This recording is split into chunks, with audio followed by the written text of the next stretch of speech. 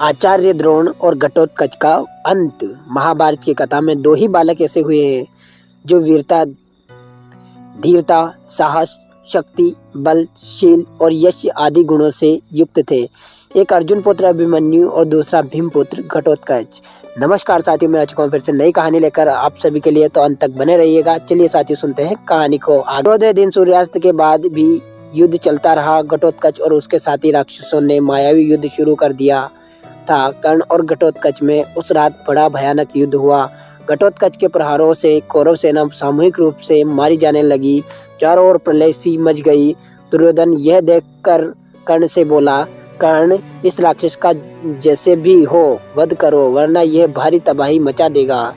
कर्ण ने क्रोध में भरकर इंद्र की दी हुई शक्ति घटोत्कच पर चला दी। वह नागास्त्र उसने अर्जुन के लिए सुरक्षित रखा हुआ था, परंतु उस समय नागास्त्र के इस प्रयोग से घटोत्कच जमीन पर आ गिरा और मारा गया।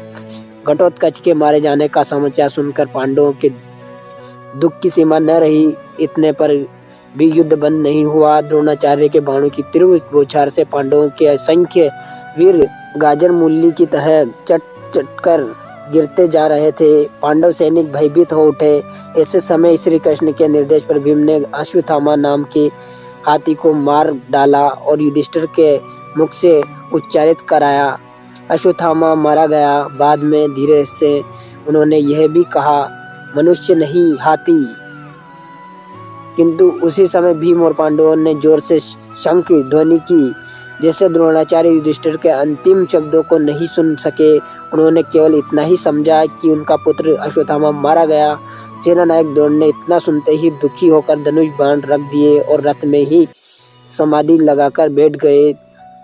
धृष्टद्युम्न तो इसी अवसर की इतनी ताक में था, वह तेजी से द्रोणाचार्य की ओर हाथ में नंगी तलवार लेकर बढ़ा। यह देखकर चारों ओर हाहाकार मच गया, परंतु द्रुपद पुत्र धृष्टद्युम्न रुका नहीं। उसने एक ही वार में द्रोण का सिर धड़ से अलग कर दिया। द्रोणाचार्य के मरते ही कौरव सेना में भगदड़ मच गई।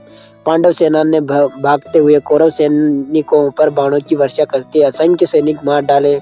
इस प्रकार धर्म युद्ध अधर्म युद्ध के रूप में परिवर्तित हो गया। तो साथियों, ये थी आज की कहानी। आई होप आपको पसंद आएगी। पसंद आए तो हमारे चैनल को सब्सक्राइब करके बेल आइकन को प्रेस कर दीजिएगा, क्योंकि इसी प्रकार की हम नई नई कहानी आप सभी के लिए लाते रहते हैं। तो चलिए साथियों, मिलते हैं किसी नई कहानी के साथ, नए टॉपिक के साथ। तब तक के लिए धन्यवाद।